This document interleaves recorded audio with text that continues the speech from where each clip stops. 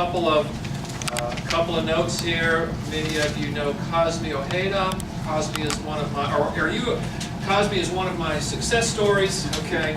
Not that he was ever a failure, you know, but Cosme is one of these really neat guys, a great student that you like to say, you know, this guy really has really done good. Audrey Latang here is another marketing major at Midwestern State. She lets me know that she's about to graduate here in August, and she's made a very nice contribution to us. I was somehow, I made connections with the university in France. And does anybody speak French in here? Okay, so if I mispronounce it, nobody will know. But it's, let's see, École Supérieure du Commerce, which is something loosely translates Graduate School of Management. They've changed their name to something more similar, France Business School. And every year I get to go over there, or they have invited me to go over to France and teach a course in promotion or advertising. So last year, or the year before, I put together a plan about incorporated into the course a topic of using alternate media, alternate promotions. I've taught that course in France twice, and I spent one day teaching this. It's about the same amount of time that I'll spend discussing this. I spent one day discussing this when I was in Germany, participating in a program over there back in August. So this is something that I have adapted and tried to pull in. So my topic today is, again, this is going to be, this is going to be marketing and alternative promotion planning. Okay, so let me go ahead and get started and see if I can make sense about this. Why does an organization, why does your organization exist? To meet a need, to serve the community. All right, that works for me. Provide this guarantee that, you know, what we are doing is right, it's safe, okay?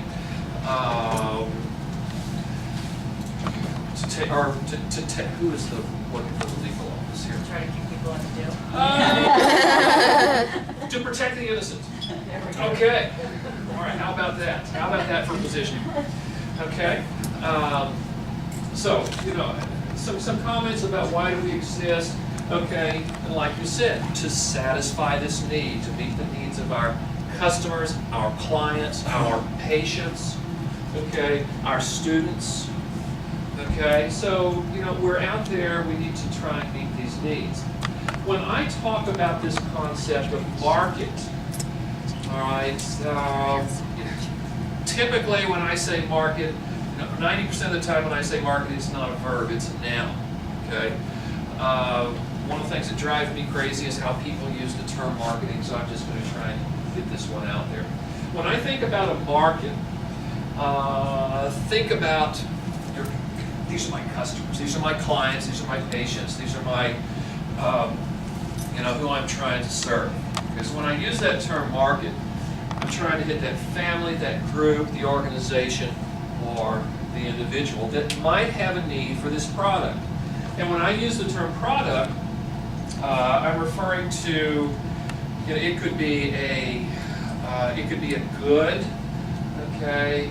It could be the piece of equipment, it could be the machine, it could be the paper, it could be the notepad, it could be the service provided by Better Business Bureau, it could be the legal, it could be your consulting. So when I say this term product, it incorporates it incorporates all of these areas. Okay, now I'm kind of bouncing around here, but let me ask you a question. Are all of your customers the same? Not by a long shot. Do you treat them the same? How come? Well, because I know what some customers need and what others don't. So now, Yeah. as far as do I treat them the same, am I courteous and I provide high service and all that? Sure, Yes. sure.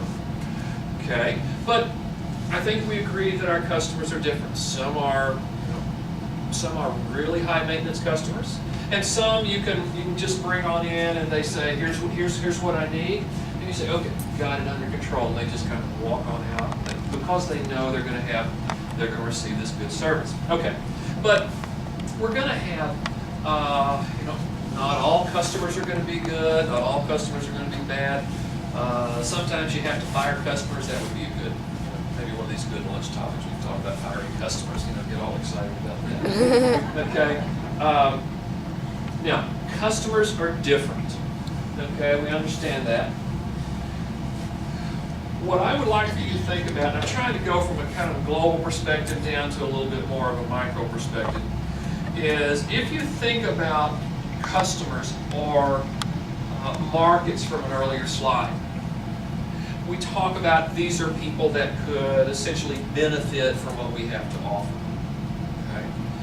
And what I would suggest is when you look at this global or this big list of your customers, let's go ahead and try and slice that list into different segments.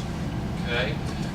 Cosme and Audrey are going through, okay, Dr. Wilson's going to talk about segmentation and targeting and positioning and all this, and that's exactly what we're going to do. Okay? There are a lot of ways you can segment your customers. I come from a consumer goods product background.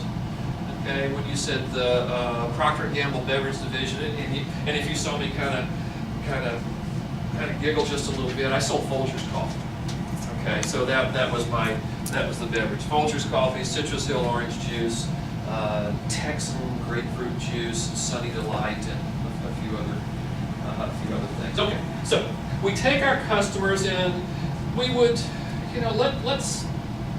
we have this big homogeneous, or this big pool of customers. Notice I say we have this big pool of customers with this big pool of clients. Okay?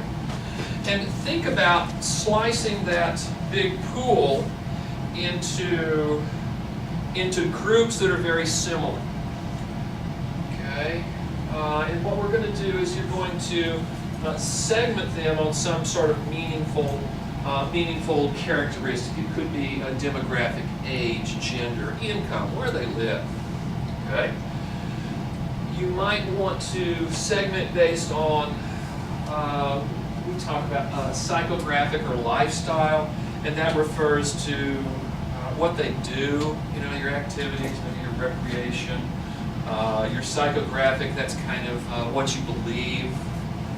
Okay? You could segment it based on behavior, whether this is a heavy user or a light user, a repeat offender. Okay? And I'm going to be joking back and forth, so everybody be prepared to defend yourself all day long. Okay?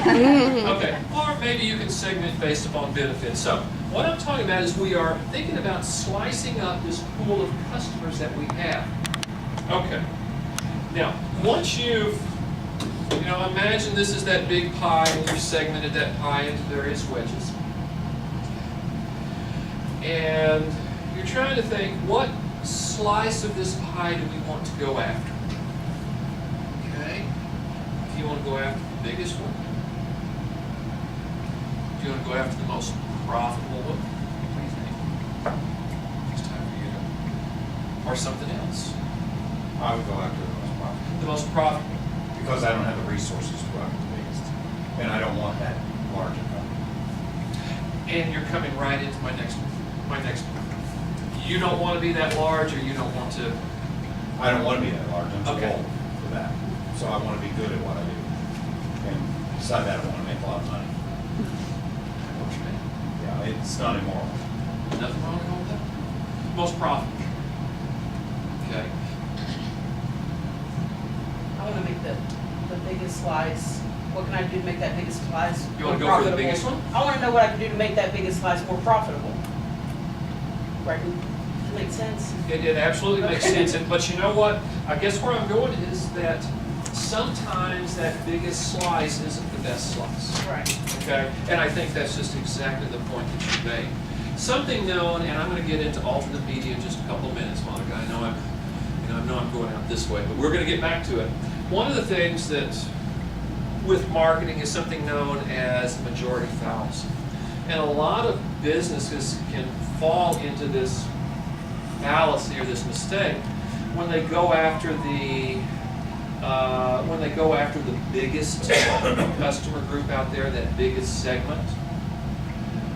Okay, and part of the problem that you have is everybody's going after that big segment, and then they take that big segment and slice it up, and nobody's making any money. So when you are looking at what segments you'd like to serve, just exactly what you indicated. Think about this slice or this segment that best fits your organization. Community healthcare is just a prime example. We're still with community health. You know, just a prime example. You know, you're going after that slice that fits your organization best. Okay. So, it might not be the biggest, it might not be the largest, it might not be the most profitable, but it might be the easiest one for you to reach out for. Okay, now that you've selected these slices, we're going from marketing, we're kind of sliding down. You have controllables to work with. Okay?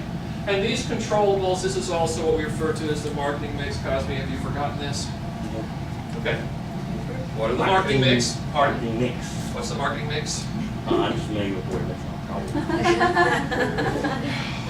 How soon they forget. Okay. What do you, as the marketing manager, have control over? To a certain extent, you have control over the product. Okay, and think of a product as this is that thing that satisfies the customer's need. Okay, you have control over, with restrictions, you have pretty much control over what you're going to charge for it. Okay, you have control over where this service is offered. Where are you going to build the store? Where are you going to how are you going to, what area are you going to serve? Okay. And the last controllable that you have is promotion. And this is what I'm going to try to talk about through the rest of our little bit of time together. Somebody please, Cosme or anybody, please let me know here when it's time to wind up. Okay. Yeah.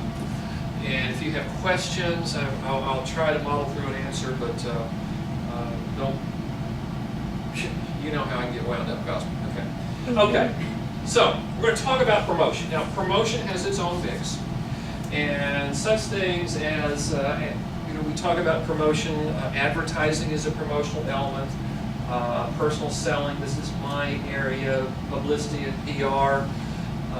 Many of you are familiar with that. Okay, Phyllis, I'm sure that you do a lot of that. You're engaged with that. Monica, I know that you all, that you're highly engaged in publicity and PR. And sales promotion. Some examples of sales promotion. These are things to get that customer out of the lazy boy and into the store.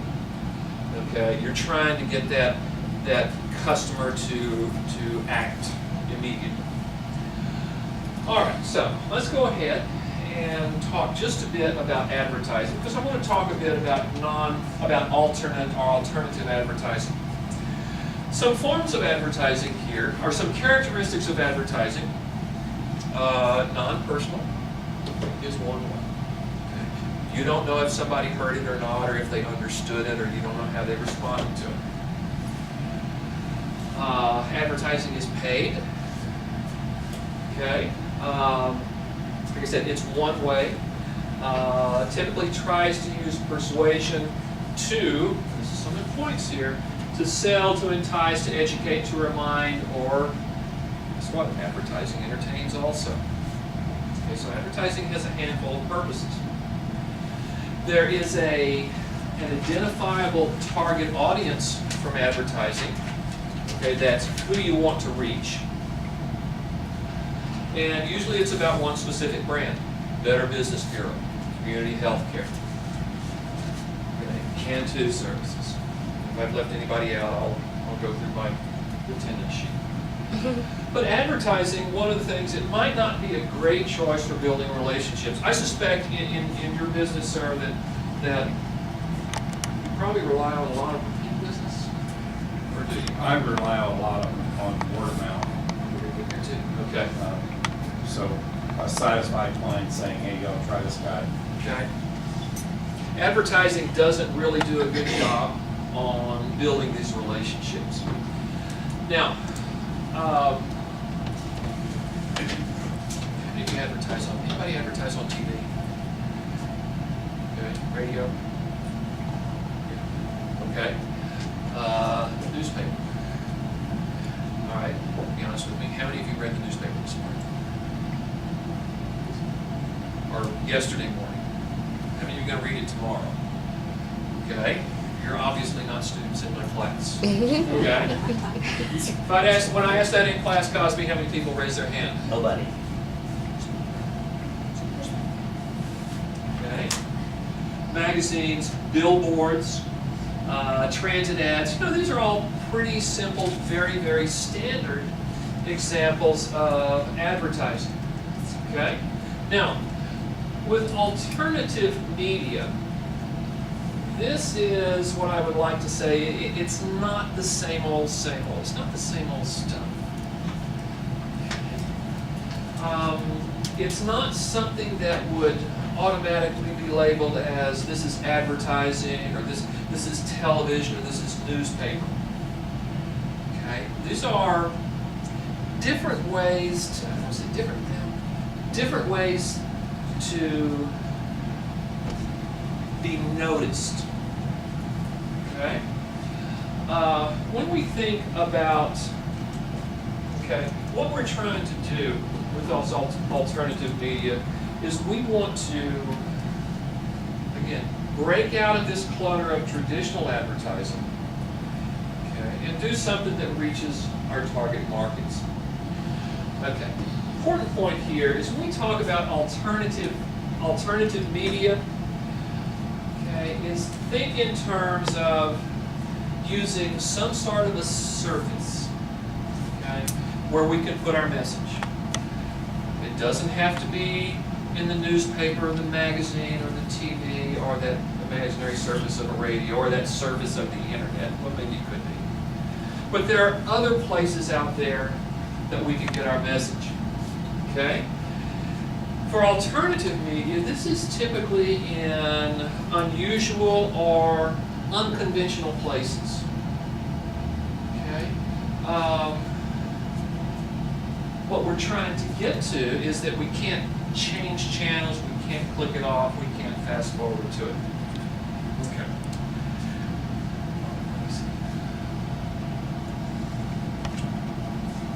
Very often this alternative media is used when the traditional media doesn't reach their target.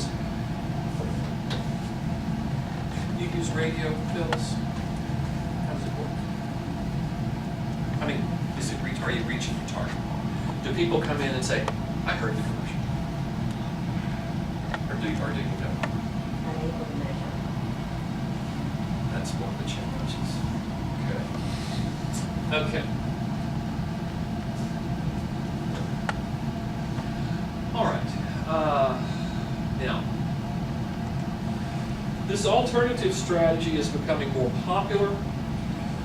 The targets are becoming more fragmented, particularly if you're talking about younger target markets.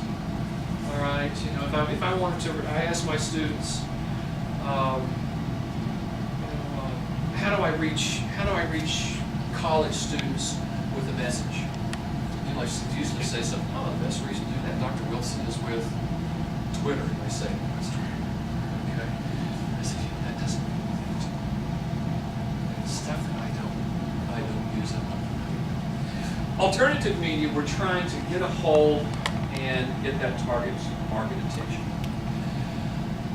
We don't typically use it to say a lot, okay?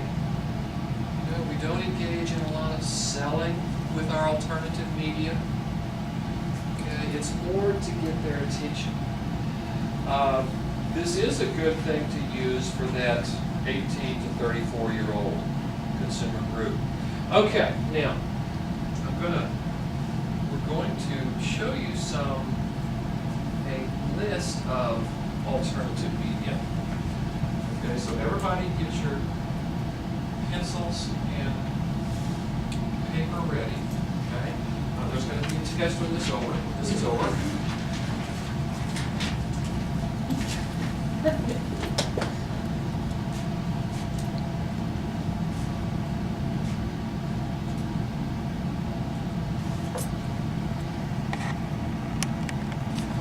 Think, these are surfaces. Just these.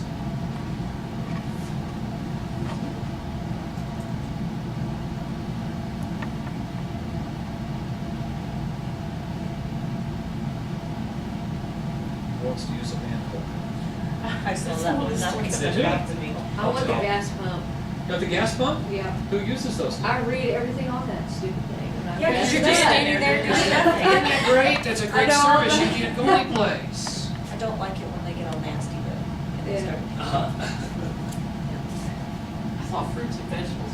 What's the fruits and vegetables? Stickers. You can put Stickers on on the it. little, yeah. And then the bags that are always high. Wow. Okay, I'd like to say I'm done. What's an easy? Play that again. I was getting my pen and some paper ready. Oh, That first. Well, if you want to, we can go a little bit slower. Okay. But, you know, think about these are just examples of surfaces that you can use to get that message across. You know, we get here to bathroom advertising, you know, that kind of sounds disgusting to me, but you ever go in one of the casinos and see all the advertising on the wall? Or even you're sitting there at the casino and you're washing your hands and there's the TV mounted in the mirror, you know, showing the advertising the casino events, okay? Examples of alternative media. Putting ads on chairs and benches. Who doesn't love the ads before the movie when you go see the movie? You know, just some. Company on the belly bag.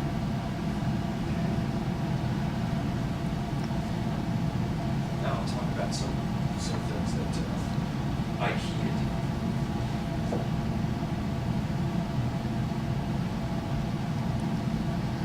Fruits and vegetables. Again, putting the sticker on it. Now, what Dole and Chiquita have done is, you know, when they on their sticker, okay, if you go to the Dole or the Chiquita I'm pretty sure it's Dole. You go to their website and you put in the code on the sticker, it will take you to the website of the plantation where that banana or that pineapple was grown.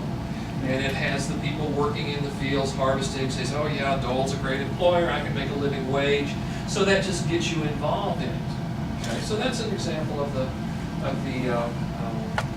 advertising, of the fruit and vegetable advertising.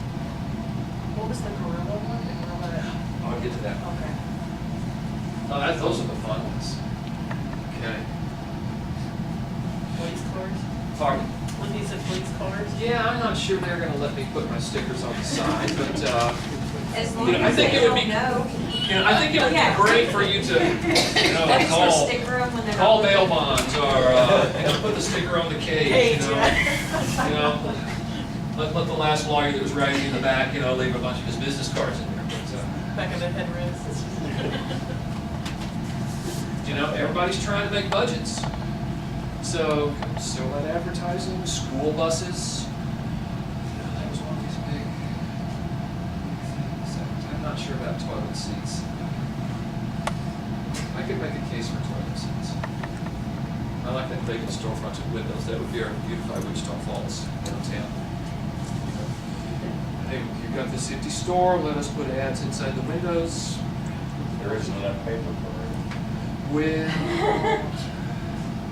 So Wild sad. postings. What is wild? that's not it's not nearly as exciting as you think, okay? So I was hoping wild. No, because I always see that and I said, you know, I need to look it up. That's essentially when you have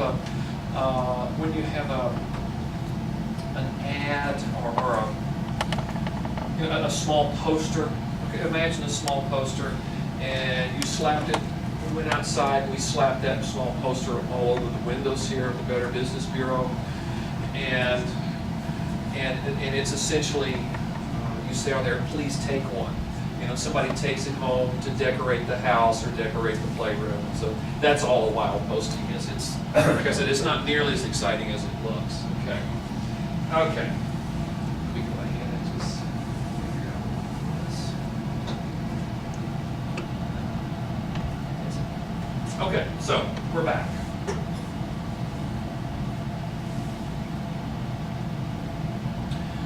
This type of alternate media, you know, what company did I say had the stickers on the freight message?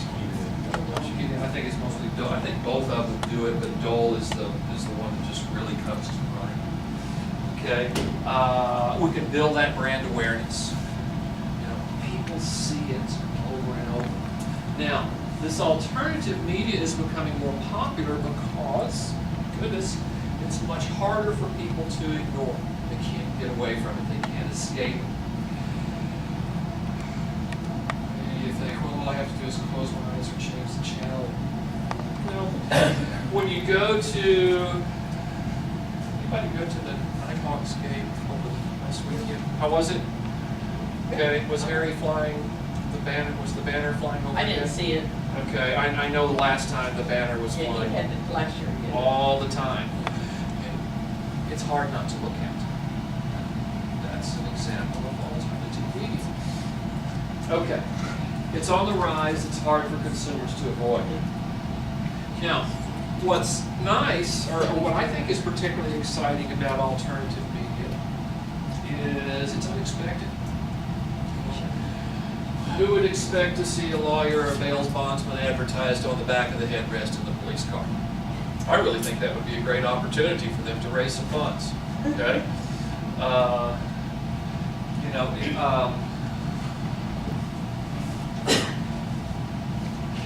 do food service stuff also. Okay, and this would be something for you to work co-op with some of your, you know, some of the people that you're purchasing from, to tie in with Durham to say, hey, we want to put these stickers on the back of the bus seats for. Help or have this food, or of course something that you sell, a big ad or a big Reese's sticker on the back of the bus. Hard to avoid, but you get my drift. We've whenever the city transit started doing the PLD, we did that. Yeah. With our one of our other ventures, but I'm thinking it'd be hard to avoid a big old bus driving down the road with a picture of the government. I love, one of the things that I really enjoyed when I was in Germany back in August was I'd go and have my breakfast and get my muffin and my cup of coffee, and I'd sit out and wait for the tram to pick me up and take me to campus. And of course you'd see trains going by, and all the trains had these wraps around them, and those were just really neat to see, and exactly the example that you're talking about. One of the things that you'd really like to have with this alternate media is you want to generate this buzz. Okay, something to get people talking about Better Business Bureau, talking about your quality assurance business. Okay, getting people talking about community health care. Could be, did you see that great looking bus that drove down the street? Okay. And if there's someone we could wrap those school buses and still make them look like school buses and get some advertising on it, what school district would want that? Okay. Now, some of the advantages of alternate media, hopefully we can reach the people that we're trying, that are in that target segment. Okay, it's unconventional, and that's what gets this buzz going. That's what can get some of this word of mouth going. I think another factor is this is probably affordable. I'm sure people have come to your business, and I'm not, please, I'm a marketer. I understand that advertising is part of marketing. Okay, I had an advertising major since well, advertising is kind of like marketing. I straightened her out very quickly because we did let her know that advertising is part of marketing. She hasn't been back in my office, but maybe 5%. But the idea is that, you know, if done correctly, this alternative media can reach that target that you want it to reach. You know, the ad agencies, they'll come around and they'll say, well, you're going to reach X many thousand people, and your cost per thousand is going to be this. Well, who cares if your cost per thousand is low if you're not hitting that target market? And one of the things that I think you can do with a lot of alternative media is hit that targeted market, and it's pretty close to being very affordable.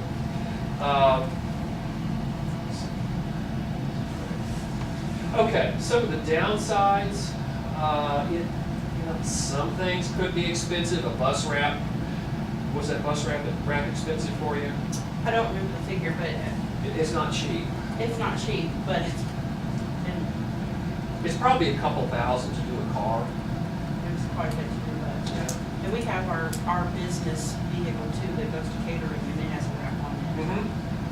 Yeah, you wouldn't send it out without the wrap, would you? I mean, you want to get to talk. Good to see it. Okay.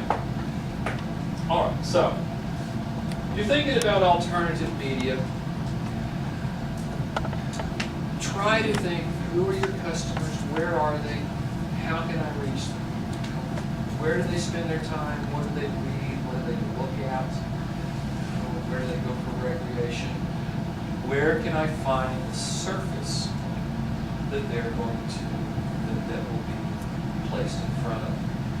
Okay, so let's go ahead and press on just a bit with alternative media.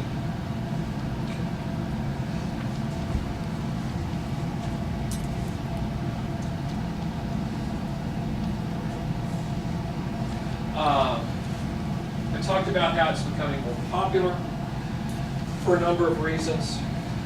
They're using this to replace,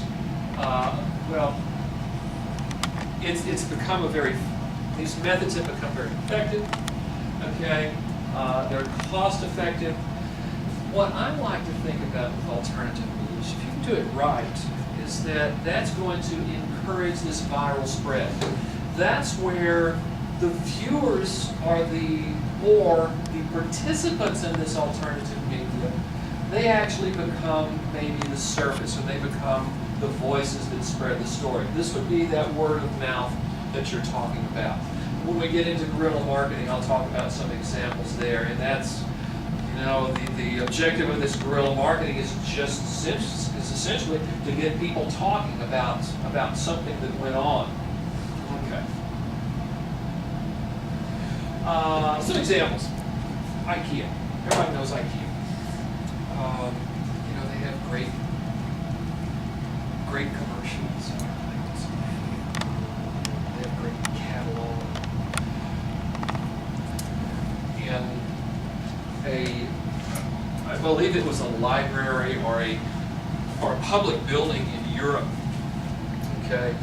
As you would climb the stairs to get to the next floor up, okay, on the back of the stairs, it looked like shelving with all sorts of different storage solutions.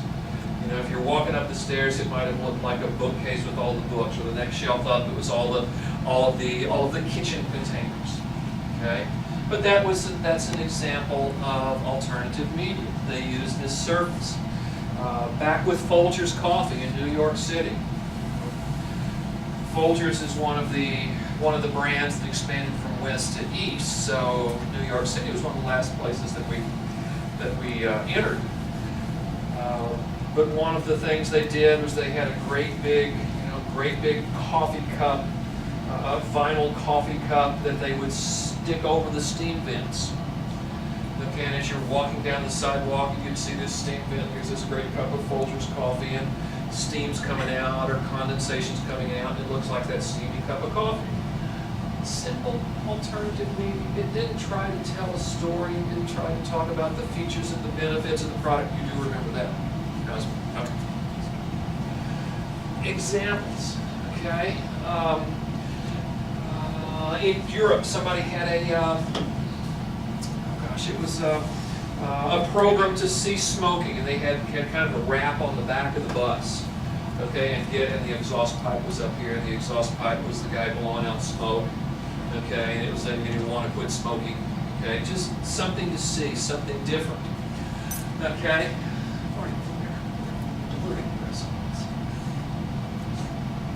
Okay. I think one of the first conversations Monica and I had when I came in here is I'm not one of these people that'll come in and say, you can't survive unless you have a website. Okay? It's kind of up to you. I think having an electronic or an internet presence, that's something that you would really want to analyze. Okay? Okay, now, some things with electronic media. If you want to do this with, if you want to use some sort of electronic media, I would encourage you to use it that you can encourage interaction with that potential customer. A number of years ago, I had to, and this was tough when I say I had to go to France, all right? That was a tough gig. I went to France, and I'm trying to find where do I want to stay. And you go to Europe, and I think it's really cool is when you're in Europe, you're not staying, or I don't stay at the Holiday Inns or the Hiltons.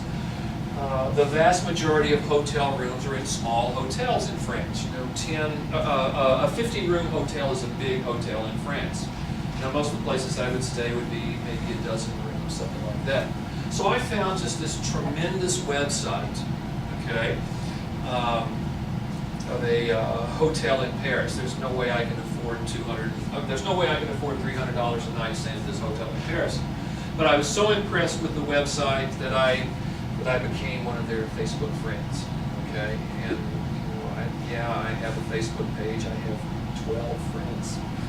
Okay, I'm very proud of 12 people that will friend me on Facebook. Okay? But anyway, this hotel had a tremendous website, and they have this really great. Okay, they have this really, they have this great Facebook presence. You know, with that Facebook presence, it tells me, what specials they're having this month, what art exhibits are in the neighborhood, okay, what the great celebration is going to be this month in Paris, what restaurants are doing around it. So it does a lot to, it encourages this interaction, okay?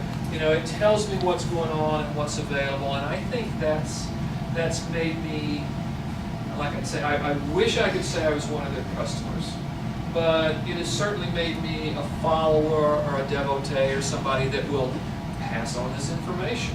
And I don't just say this because I'm a marketing guy. I say, I think this is a very neat opportunity. Okay.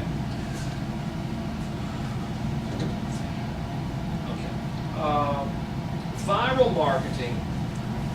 This is the equivalent of water cooler talk. For students today, particularly college students today, this is that, whereas for me it would be, hey, did you see the game last night, or how about the Cowboys? For the students now, this is, did you see this ad on YouTube? Okay. Did you see this event that's publicized on some business's Facebook, this club's Facebook account, or this concert that's coming into town? So the idea of viral marketing, okay, is to make this event or this message that you have on that surface something that the viewers will comment on, that they will pass it on. And I'm talking about the Abbey Hotel in Paris. Go look at their website. We're trying to get this word of mouth going out there. It might be that outrageous commercial. It might be the message in that YouTube ad. Okay. The interesting thing about this viral advertising is this passed from one person to another to another to another. Okay. Is all of a sudden, because it comes from friends and family, it automatically becomes it's more believable. gee, mom saw this, or my cousin saw this, or my girlfriend's best friend saw this on the internet. So they get this word of mouth going, and this advertisement becomes very viral. Like that, if it's a YouTube video, the challenge you have now is getting people to see that video, but the idea is that it keeps getting passed on and on and on. Okay, word of mouth, like you talked about. This is the best advertising that money can't buy. You want people talking about your business.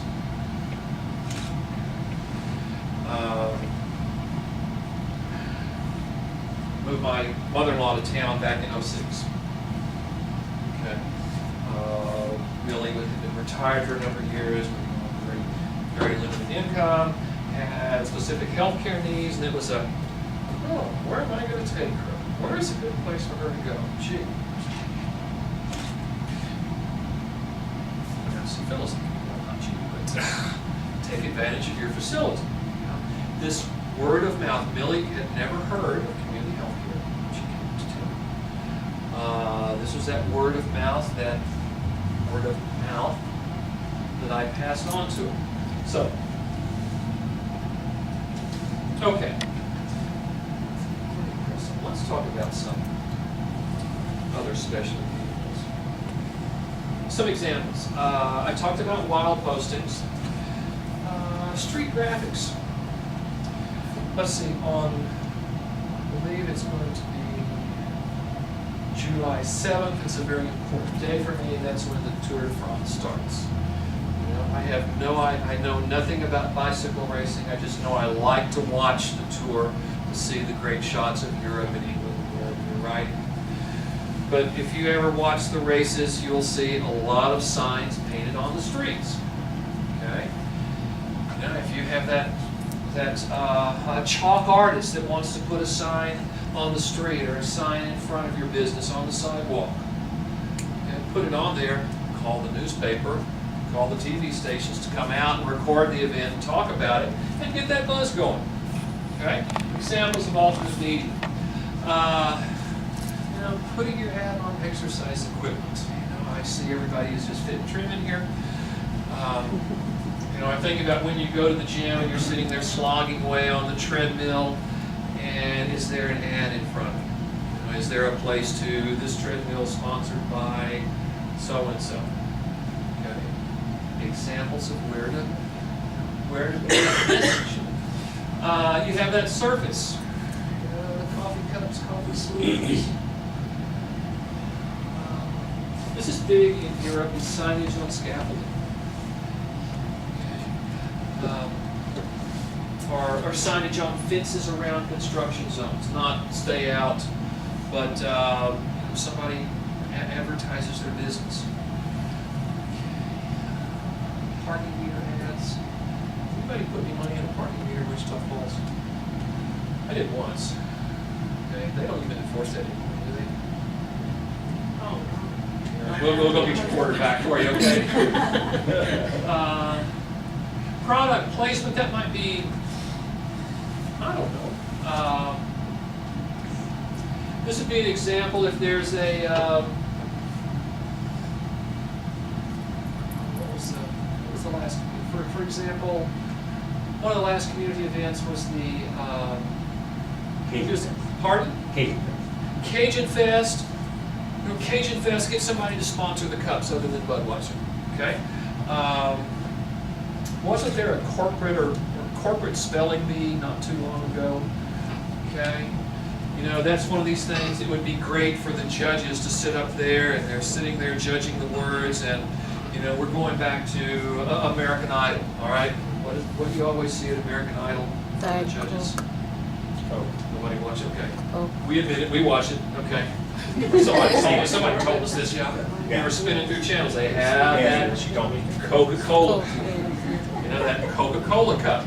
Get your surface out there. Okay? Does the Better Business Bureau have their logo on? Obviously you do. Okay? You know, if you have that on the cups. You know, not trying to get you any ideas. What about video games?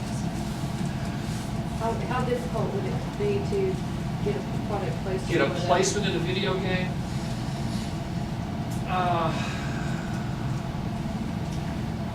Again, you have to make the connection with the creator. So there's not a central place to go across that out? I think it would be a good, for somebody like Better Business Bureau, I think that would be a great opportunity.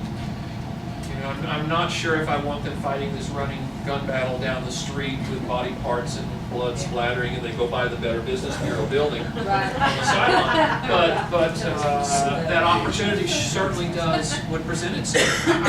Okay. I don't know if there's a clearinghouse, but you know, that if you found somebody that was just starting to write games, you know, that might be an opportunity to, hey, we're going to support you, get you started. You put our logo in here on X many buildings or in X many panels. Okay, that could be something. Okay.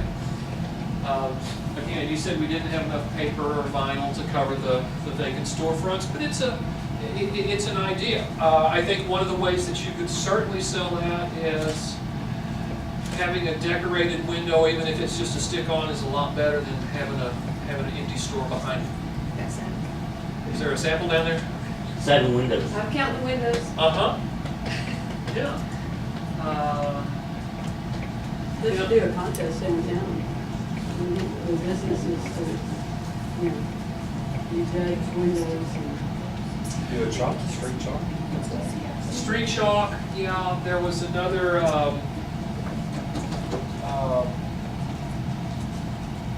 another suggestion in here is graffiti. I don't want to encourage somebody to run around with cans of spray paint on the brick walls.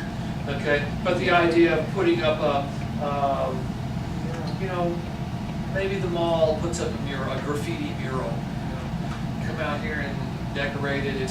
We're gonna start this day. We're gonna take it down this day and keep it clean, that kind of stuff. But that would be an example. You know, come up with graffiti to promote your neighborhood businesses. The idea is that you're getting other people to talk. Now, guerrilla marketing. To me, this is the stuff that's unexpected out there. An example that I can recall from the last World Cup soccer when it was played in South Africa. And you'll probably see, if you follow the World Cup, yeah, I know I'm a